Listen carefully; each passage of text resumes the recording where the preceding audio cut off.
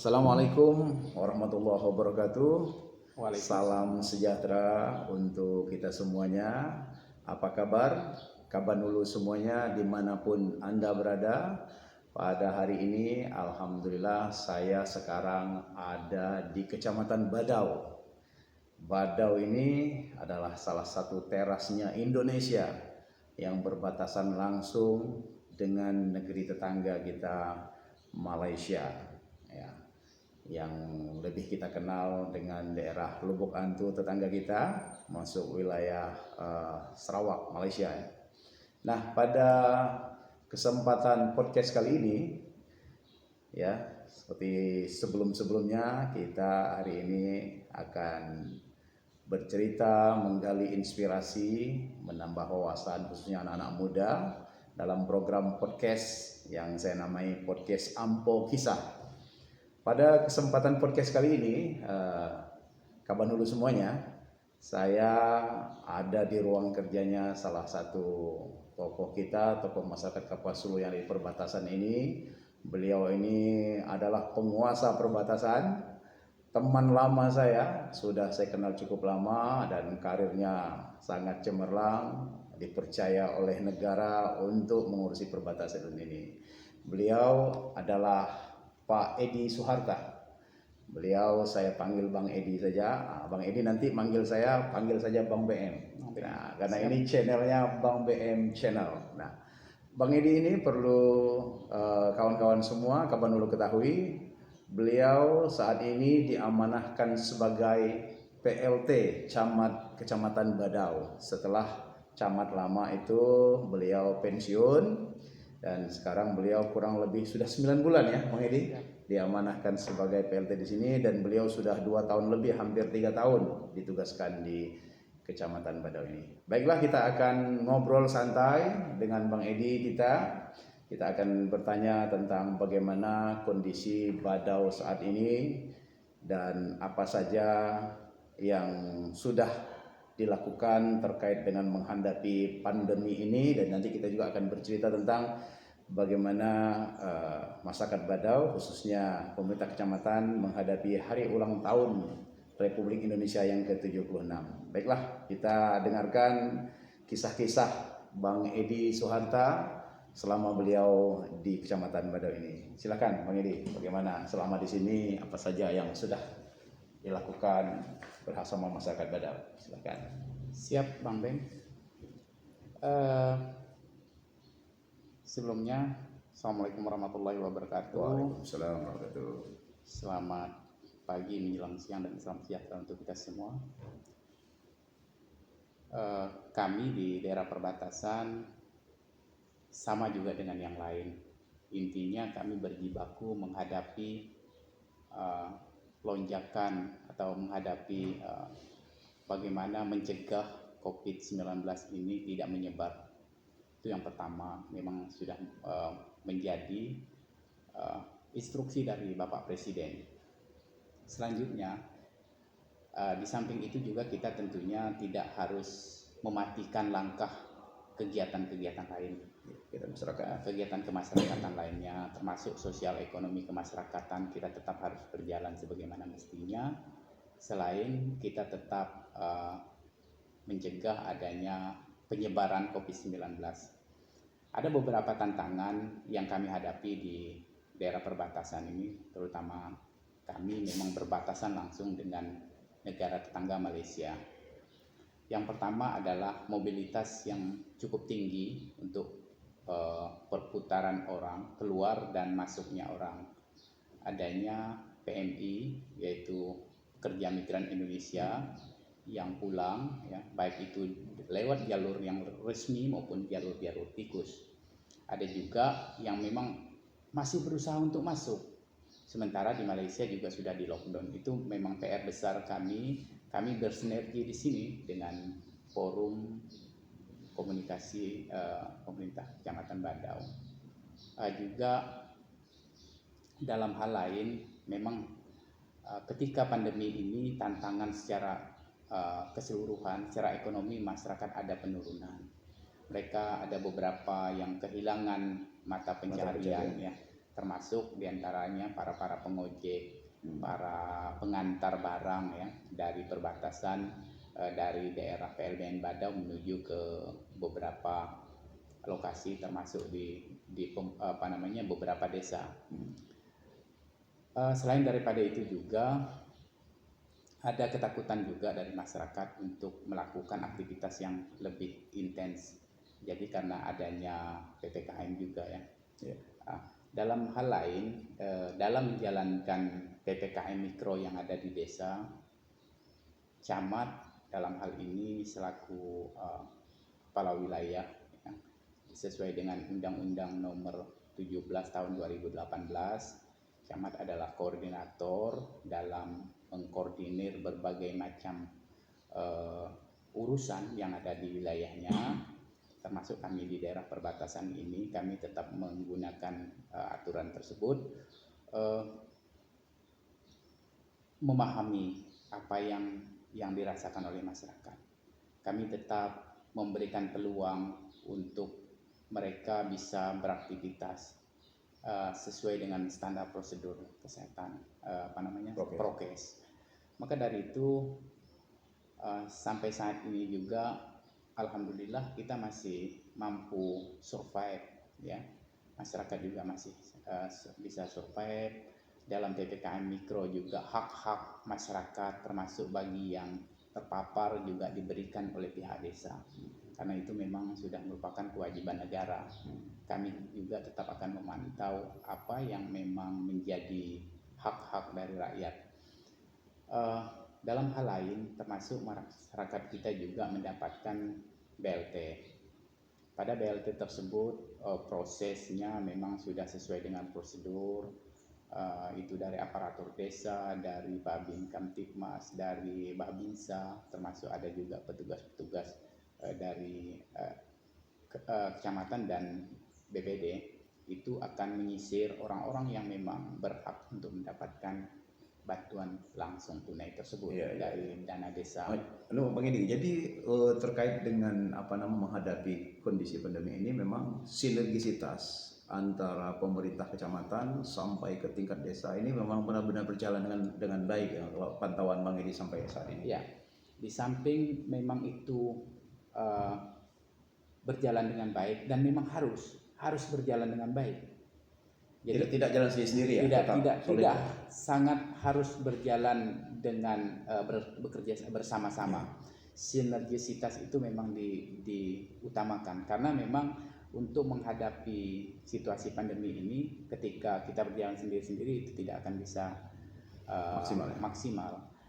Mindset masyarakat itu harus ada, harus paham betul bahwa pandemi ini memang benar-benar ada dan pandemi ini harus kita lawan bersama-sama ya, dengan segala sumber daya yang kita miliki saat ini. Dan salah satunya harus wajib vaksin ya masyarakat. Masyarakat di sini vaksinnya sudah berjalan. Yang untuk vaksin pertama, bahkan perlu diketahui di Kecamatan Badau ini masyarakatnya sudah meminta, malahan bukan ketakutan untuk divaksin ya. Malahan sekarang ini kita yang kurang untuk vaksin ya, tahap 1, tahap 2 hampir selesai. Nah, jadi hal ini juga mengembirakan karena memang artinya masyarakat kita sudah cukup memahami. Memang ada juga yang terkonfirmasi, tetapi proses isolasi mandiri maupun isolasi yang dilakukan di beberapa fasilitas kesehatan yang ada di perbatasan sudah cukup maksimal, sudah berjalan, dan sekarang posisi kita kembali hijau kembali. Sudah hijau kembali. Karena fasilitas kesehatan yang ada di kita ini termasuk bornya ada di Rumah Sakit Bergerak Badau dan termasuk juga di Puskesmas Badau. Di Badau ini kan Bang Edi, kalau kita lihat kan sepertinya tidak bisa juga kita memandang sebelah mata terkait pergerakan orang dan barang. Orang lah khususnya. Kenapa? Kita tahu bersama di Badau ini ada perkebunan perkebunan skala besar. Juga perbatasan yang dimana seperti Bang Edi katakan tadi, PMI Pekerja Migran Indonesia yang dari negeri tetangga jiran kita yang pulang dan segala macam. Nah, apakah strategi apa yang dilakukan oleh pemerintah kecamatan baik termasuk juga bersama Forkopimcam. Pincam ya, Ya. Forkopincam yang ada menghadapi persoalan seperti ini. Apalagi kalau kita ada istilah jalan tikus dan segala macam, ini kan tantangan tersendiri ya Bang Edi ya. Itu bagaimana nih Bang Edi? Gini, kita memang sudah ada, sekecil apapun juga orang sudah punya tugas pokok fungsinya masing-masing. Perannya sudah ada. Di sini memang selain Forkopincam ada Satgas Pamtas. Ada Satgas Pamtas. Satgas Pamtas yang setingkat batalion yang dipimpin oleh seorang letkol. Jadi urusan di perbatasan yang memang detailnya ada di garis batas itu dari Satgas Pamtas. Jadi mereka sudah ada standar operasionalnya, orang mana yang harus ditahan, orang mana yang harus diinterogasi dan lain sebagainya.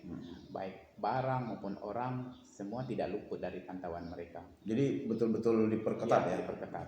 Terus kita juga khususnya di Badau ada Satgas khusus namanya, itu untuk mengantisipasi lonjakan PMI yang masuk.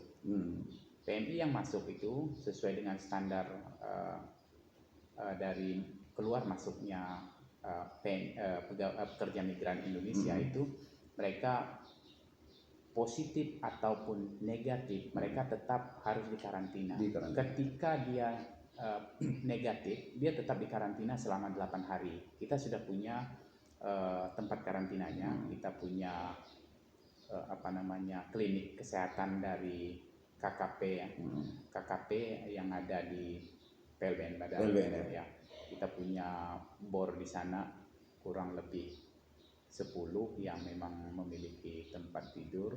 Selanjutnya kita bisa kapasitas tampung di sana sekitar 50-an, 50 sampai 60. Jadi mereka yang masuk ini tetap dikarantina dulu. Dikarantina positif dulu. Ataupun negatif. Selama negatif mereka akan dikarantina selama 8 hari. Ketika positif, mereka akan dimasukkan ke bor kita yang ada di Rumah Sakit Bergerak ya. Mereka akan dikarantina khusus di sana atau diisolasi di sana sambil melihat kondisinya. Ketika sampai di 14 hari mereka telah dinyatakan negatif kembali dan tes kembali PCR-nya selama 2 kali berturut-turut. Setelah 14 hari dilakukan pertama, selanjutnya 5 hari berikutnya dilakukan kedua, negatif, mereka akan dikeluarkan. Dan itu semua fasilitas segala macam disiapkan oleh pemerintah. Telah disiapkan. Walaupun kondisi pandemi seperti ini, memang katakanlah masuknya PMI dari tetangga sebelah ada ya? Beberapa kasus kemarin memang ada. Ya. Tapi intensitasnya tidak terlalu tinggi. Tidak tinggi karena yang besar lonjakan itu ada di Itikong. Karena kita tidak memiliki PJTKI, jadi kita termasuk bukan daerah yang menjadi kedatangan dari PMI. Dan itu pun PMI kan memang sepertinya rata-rata orang sini yang memang pulang ke kampungnya. Tapi kita ikut tetap menggunakan prosedur standar SOP yang telah diberikan oleh pihak pusat.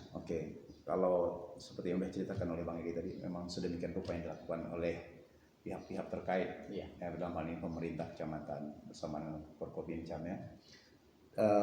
Mungkin kita bergeser sedikit diskusi kita kalau tadi kita sudah berbicara tentang penanganan pandemi selama ini. Nah ini Bang Edi terkait dengan soalan ekonomi Bang Edi. Dibandingkan dengan ketika normal, kan Bang Edi tugas di sini kan pernah mengalami keadaan normal. Terus kemudian menghadapi situasi pandemi seperti ini. Kalau yang Bang Edi rasakan ini bagaimana persoalan ekonomi Bang Edi? Di sisi ekonomi memang sedikit ada penurunan memang kita akui. Tetapi sebenarnya sebagai negara yang berdaulat, kita tidak juga tergantung kepada barang-barang Malaysia sebenarnya. Kita sudah mencoba ini kurang lebih 1,5 tahun. Kita selalu menggunakan produk Indonesia. Artinya kita juga mampu menyediakan produk-produk yang selama ini notabene-nya oleh masyarakat di sini harus menggunakan produk Malaysia. Contohnya daging, Memang murah, daging ayam dan daging sapi itu lebih murah dibandingkan yang produk yang didatangkan dari Pontianak. Selanjutnya gula, beras juga ada, sebagian rinso, sebagian Milo dan sebagainya. Ada beberapa kebutuhan pokok. Ternyata kita sebagai negara yang berdaulat sampai saat ini juga tidak pernah kurang barang. Ya. Hanya ada sedikit kenaikan, mungkin dari 10 sampai maksimal 30% lah kenaikan harga dari yang terdahulu. Nilai positifnya adalah ternyata kita tidak harus, orang katakan orang perbatasan itu semua barang-barangnya dari Malaysia, karena memang sudah kebiasaan lama. Sebenarnya itu kebiasaan lama. Jadi kita bisa dan sangat mampu. Bahkan satu catatan, orang Malaysia itu sangat membutuhkan tenaga kerja kita sebenarnya sekarang. Sangat membutuhkan. Jadi banyak, bisa jadi ada oknum ya, yang ingin memasukkan tenaga kerja kita ke negara Malaysia. Kenapa? Karena demand di sana sangat tinggi. Karena pertama yang mau bekerja dengan mungkin upahnya sedikit agak rendah itu orang kita, karena kita memang betul-betul ingin mencari rezeki. Cuman satu sisi pemerintah harus memperhatikan bahwa hak-hak pekerja kita itu yang memang harus dipantau.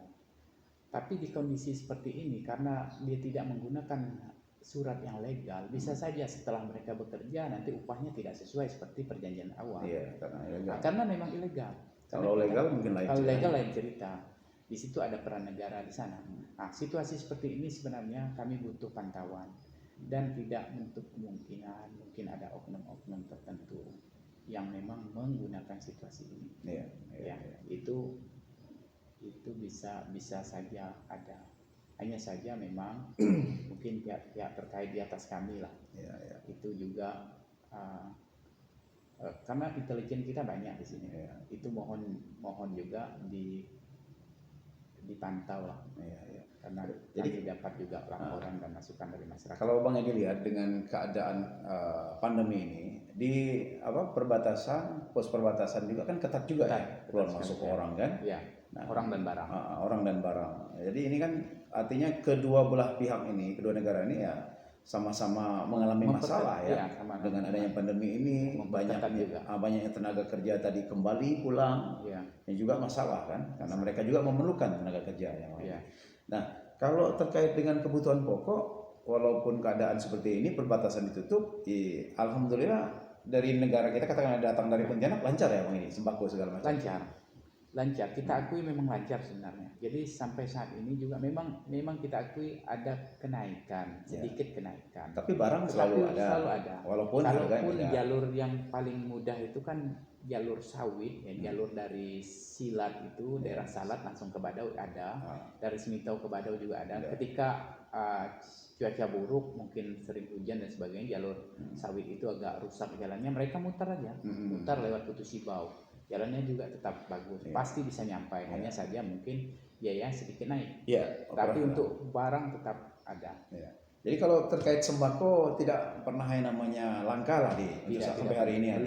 Belum sama sekali. Kita jangan percaya kepada mungkin yang lain-lain, karena memang kami selalu memantau. Minimal petugas kami itu 1 minggu sekali. 1 minggu, paling lama 2 minggu itu pasti ada laporan. Saya selalu menandatangani, setiap bulan kami akan kirimkan data-data konkret, dan saya juga selalu dimintai informasi dari beberapa media termasuk RRI yang ada di Sintang. Itu hampir 2 minggu, 1 bulan paling lama mereka udah menghubungi untuk dimintai. Kami juga selalu memantau. Ya memang kalau kita lihat juga, ya saya kan kemarin datang di jalan-jalan, memang kelesuan ekonomi memang terasa kita harus akui karena memang pergerakan orang tadi kan berkurang, ya kan. Nah, dengan keadaan seperti ini, kalau boleh tahu untuk bertahan secara ekonomi masyarakat Badau ini apa kegiatannya Bang ini? Kami melihatnya seperti ini juga.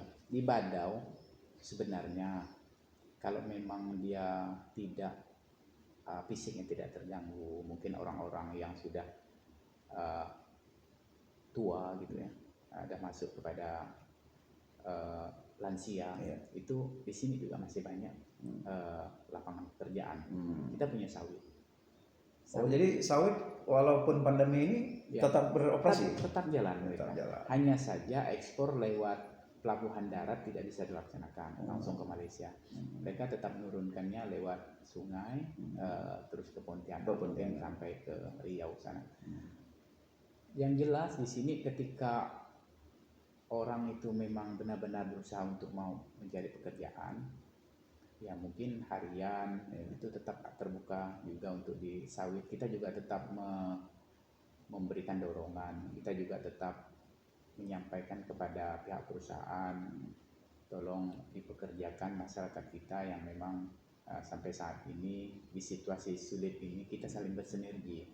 Pihak perusahaan juga kalau untuk pekerja yang harian itu tetap terbuka, kecuali harian sama borongan, kecuali memang untuk pekerja tetap mereka mempertahankan ya mungkin dengan mengurangi jam kerja. Ada memang dampaknya, saya dapat juga beberapa laporan dari perusahaan juga sampai untuk mengurangi biaya mereka ya, mungkin mereka mengurangi jam kerja, tapi tanpa mem-PHK-kan. Oh, jadi kalau orang di mana-mana banyak kasus PHK karena pandemi, di sini tidak ada, cuman pengurangan jam kerja. Dan memang ketika mereka sudah masuk batas usia pensiun juga tetap akan pensiunkan. Itu udah lumrah. Betul. Seperti itu. Oke. Terus ini Bang Edi, kita tadi udah bicara tentang pandemi, sudah bicara tentang ekonomi. Sekarang kita bicara tentang sosial, keamanan dan sosial di Badau ini. Kalau Bang Edi lihat sampai hari ini bagaimana kondisi keamanan di perbatasan ini? Apa aman-aman saja? Kondisi gimana? Kondisi sosial ekonomi, sosial kemasyarakatan dan termasuk masalah keamanan relatif sangat aman di sini. Karena kita bisa lihat dari tingkat kriminalitas. Jadi kriminalitas di sini termasuk cukup rendah sekali. Hanya mungkin beberapa kejadian yang sifatnya termasuk kemarin ada pembacokan dan sebagainya, itu semua ada orang gila, 2 orang itu mungkin pengaruh oleh gangguan kejiwaan, sama minuman keras, itu ada kurang lebih 3 kali. Untuk hal-hal lain, perampokan, pencurian, itu boleh dikatakan nol sekali. Karena memang terus terang di sini kalau dilihat dari kalau polsek di sini ini grade A juga, grade A karena memang perbatasan. Dan Ramil juga termasuk yang banyak karena pimpinan di sini itu mayor. Polsek juga di sini pimpinannya seharusnya jobnya juga job kompol. Jadi memang pihak keamanan banyak sekali, ditambah dari Satgas Pantas. Jadi untuk keamanan lingkungan kita sangat aman. Masyarakat juga sangat kondusif, baik itu dari sisi pluralitas yang luar biasa sebenarnya di sini. Ya tingkat agama, suku dan sebagainya luar biasa di Badau ini sangat plural. Tapi saya acungkan jempol di sini sangat baik kerukunannya, sangat Pancasila. Luar biasa. NKRI di perbatasan ini sangat luar biasa. Kebinekaannya luar biasa di sini. Baik Bang, ini ada pertanyaan terakhir dari saya. Ini kan kita beberapa waktu lagi akan menghadapi Hari Kemerdekaan. Hari ulang tahun Republik Indonesia yang ke-76. Nah, ini bagaimana Bang Edi selaku kepala wilayah saat ini kan sebagai PLT Camat menghadapi hari spesial ini bersama masyarakat perbatasan, karena inilah perbatasan ini kan berandanya Indonesia. Berandanya sekarang. Bagaimana nih persiapannya menghadapi hari ulang tahun kemerdekaan yang 76 ini, Bang Edi? Silakan. Ya. Untuk begitu memasuki bulan Agustus, aura rasa semangat kemerdekaan kita sudah mulai terasa, karena kami sudah membentuk panitia sebelum bulan Agustus. Maka dari itu saya melihat terutama animo dari para pemuda.